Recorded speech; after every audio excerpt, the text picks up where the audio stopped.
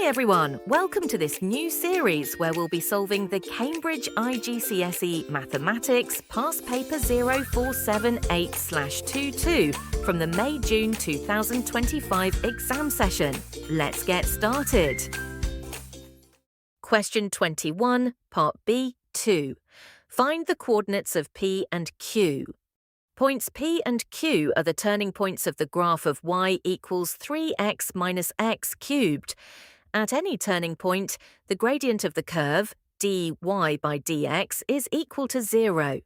From our previous part, we found that dy by dx equals 3 minus 3x squared, setting the derivative equal to 0 to find the x-coordinates of the turning points. 0 equals 3 minus 3x squared. Adding 3x squared to both sides gives 3x squared equals 3. Dividing both sides by 3, x squared equals 1. Taking the square root of both sides, x equals plus or minus 1.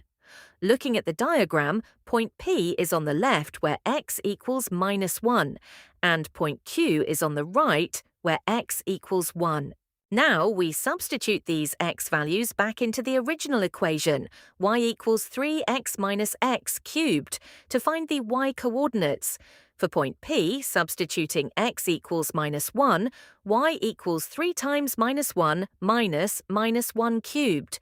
This simplifies to minus 3 plus 1, which equals minus 2.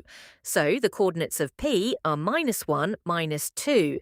For point Q, substituting x equals 1, y equals 3 times 1 minus 1 cubed. This simplifies to 3 minus 1, which equals 2. So the coordinates of Q are 1, 2. Hence, the coordinates of P are minus 1, minus 2, and the coordinates of Q are 1, 2, which are the answers. Thank you for watching. Please like, subscribe, and share with others. Have a nice day.